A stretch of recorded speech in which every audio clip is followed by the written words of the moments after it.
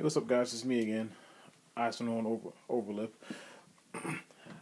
and this is a quick look at my a sort of quick look at my Atlus collection, and not just any Atlus collection, my non-Shin Megami Tensei Atlus collection. So these are all games that Atlus has published. They didn't necessarily make them; they may have helped make them, but just a lot of games, mainly for the ps2. They have their stamp on them, Atlas's stamp. And I would like to say thank you to all the people who have Atlus games, whether it's Shin Megami games, whether they're just games published by Atlus, because that's how I build my collection. In a way, I look for games that I know of, and I try and collect them. And I also look for games that I don't know of. And sometimes Amazon, they won't, they won't show me everything. Like I have to sort of look for it. And I spend a lot of time on YouTube. And I spend a lot of time looking at collections, seeing, like what people have that I don't have, that I might be interested in. And this isn't a PS2 game, but I figured I might as well show this one as well. It's the only Atlus game that I know of for the N64. And it's called Ogre Battle 64 Atlus. I was pretty stoked when I got that. It's a strategy RPG. I don't know if they made it or not. They probably just published it. But let's get started. First game is one of my favorite games by Atlus for the PS2. One of my favorite games published by Atlus on the PS2, Steambot Chronicles. This game is it's like a mech game, but instead of like conventional mechs, you have like mechs that are made out of like stuff you found on the farm, like pitchforks and like giant like metal balls and stuff like that. And it's made by Irem or Irem, published by Atlus, and it's the only Atlus game I've played so far that is open world. It's a very neat game. This company, Irem, they make really neat games. You get a lot of choice in the game. There's three different endings, and there's just a massive open world. And there's the side quests are a little confusing because they don't really seem like side quests. They seem more like favors. I mean, to me, there's a difference between side quests and favors. Because a lot of side quests you won't really get rewards for it. The only reward you'll get is that you may see certain scenes in the game that you wouldn't have seen before. So every side quest you do, or every side quest in the game, there isn't necessarily a reward for it. But the reward is more like something changes in the game world, like a major change or a minor change, and it's up to you to spot it. But very good game. And I just want to do these last two because this company, Irem, I learned from another YouTuber that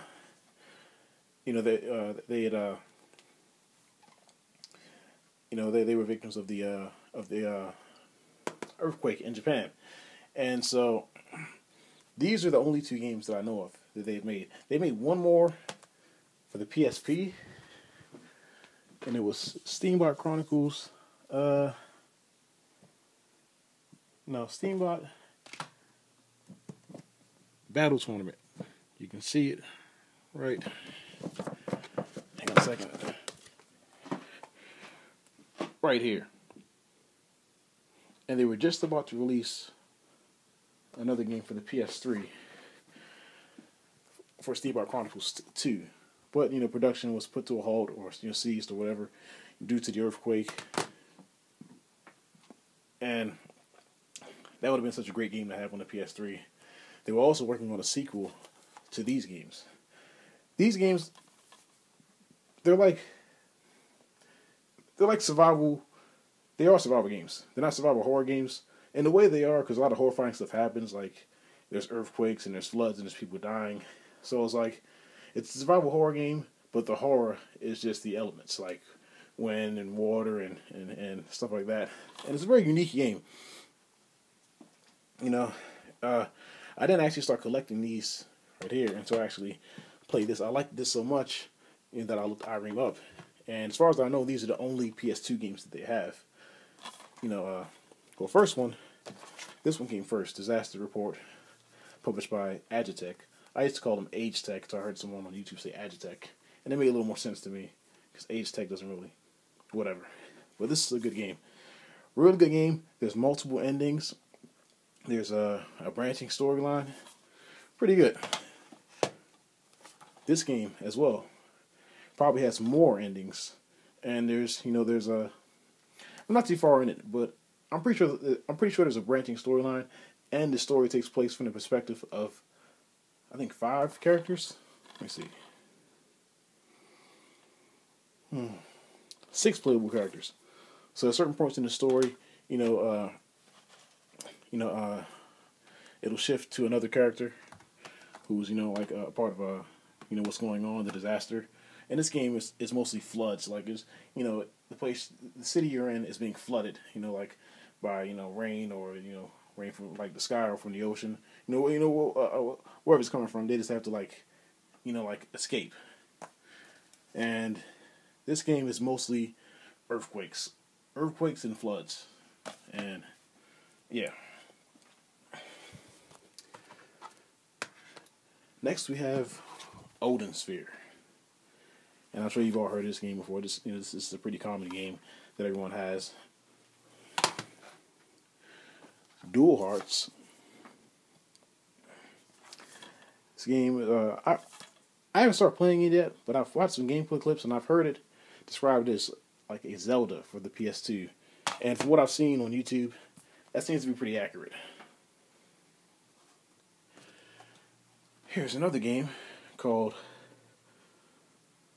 what's that? Sugunai Atonement, and this is a game I've been waiting for a long time. It's really cheap on Amazon. I have so many games on my list that it took me a while to get around to buying it. I'm buying a second copy as well. This is actually a really neat RPG made by Cattle Call. Let's see. Next we have Sky Gunner, what is a flight simulator, but rather than actual like real airplanes, they're using like makeshift airplanes, like crafts with engines. They're not necessarily your conventional airplanes that you normally see. They're more like gliders with engines and armor on them. But yeah, this game is pretty neat as well. And I test all my games. This game, I had to debate about whether or not I want to put this in the video, but this game is actually made by Atlus, Arus, Red. If you don't know Red made Leopard Tactics. Leopard Tactics is made by, I believe, Red and NIS. It actually came out before Disgaea in Japan. I'll show you Leopard Tactics in a second. But yeah, and this game is, I want to say, it's like almost like Cross Edge. The combat system is nowhere near like Cross Edge, but like this is the first game I ever played. I'm sure there's many more aside from this that has a lot of characters from other game worlds, like Uru is from the Shadowheart series, Grave is from Gungrave, and a whole bunch of other characters. It doesn't have any Atlus characters in it or any NIS characters, but it has a lot of characters from a lot of different game worlds in this game. And that's the first time I played something like that. So when I saw Cross Edge for the PS3, I was like, oh, okay, I'll buy that as well. But that's a tactical RPG. It's a little easy, a little on the easy side. You get up to I don't know, but like all I know is like I started playing it, and like by the time I reached like hour 3, I already had like 15 allies. So there's a lot of allies you can collect in the game. Samurai Western is next. This game is made by somebody called Acquire and Spike. This game is fun. A little repetitive. I mean, what button masher, as this game is, doesn't get repetitive after a while. Very fun game. Like most people, my Atlus collection started with the basics: Disgaea, Persona 3, So you can imagine my shock and surprise when I learned how many games there were on the PS2. You know, they weren't really made by Atlus. I was in shock, and I was like, I gotta try some of them out. And I tried some of them out, and I like most of them, and I just decided to get all of them. I haven't played them all through, but I've tested them, and I know enough about them to know that I like them. Kuroky. I have this game in my RPG collection, or in my RPG section, because it looks like a racing game, which it is, but it's also an RPG. It's a game where you're in a town, and the town is populated with cars, talking cars. There's no drivers. You know, the cars control themselves, and it's a racing game.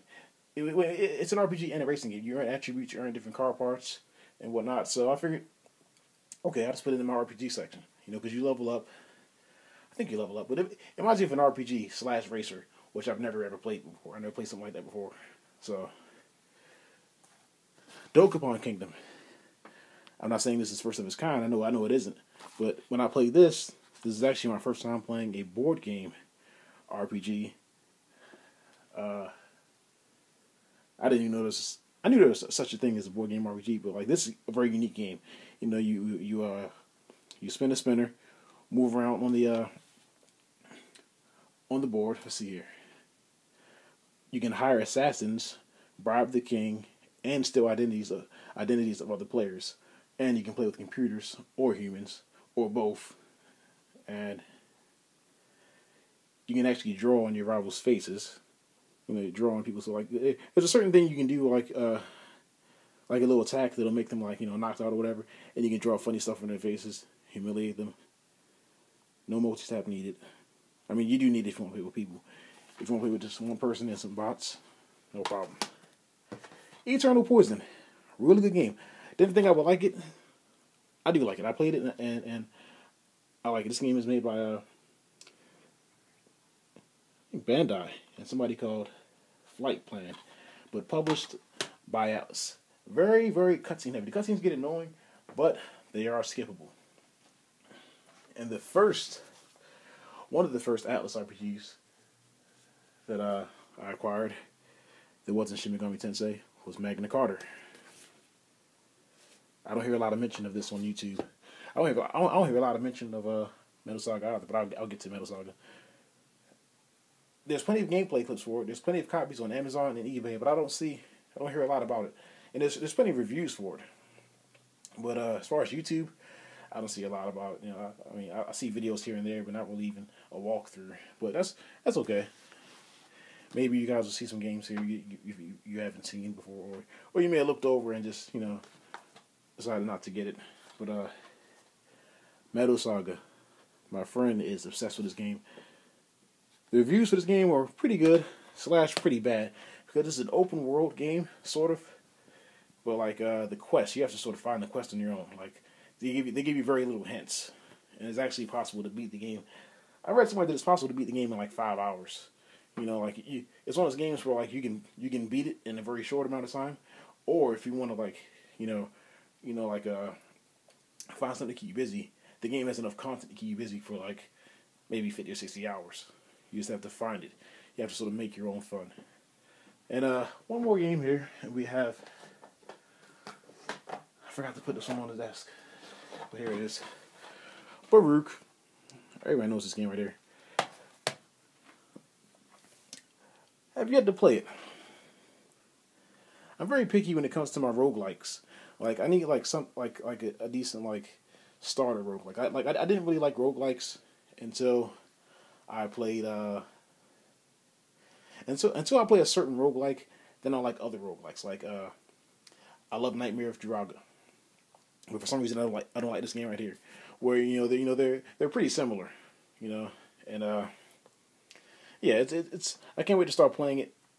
I heard that like, you know, dying is a part of advancing the storyline. It's going to be frustrating, but I'm sure I'll have a good time with it. One more game I forgot. Sorry about that. I just forgot to put it here. Didn't realize how many Atlus games I had. Wizardry. I love first-person RPGs, and when I finally do the unveiling of my, the proper unveiling of my, collection RPGs. Of my collection of GameCube games, Xbox games, and PS2 games. I'll put all my RPGs, rare or not, in the video. But this game is fun. You can that's my phone. But you guys can actually there's a lot of classes you can choose from. You can have up to like 5 characters with you, and the environments are very immersive. They're they're very immersive. They're very there's a lot of nice sound effects. It's easy to get lost and like lose yourself in the game. Not literally, but like you lose yourself in the immersion.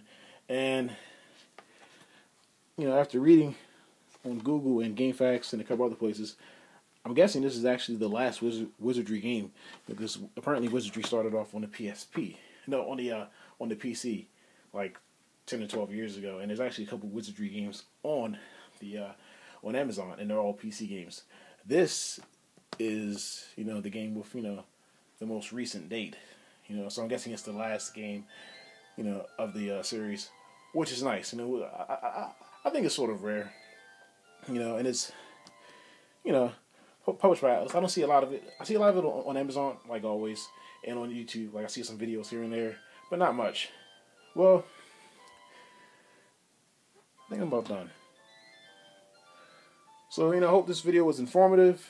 Maybe you'll see some games here you've never heard before, or maybe you've seen them and always wondered about them. Whatever. But you're welcome. See you later.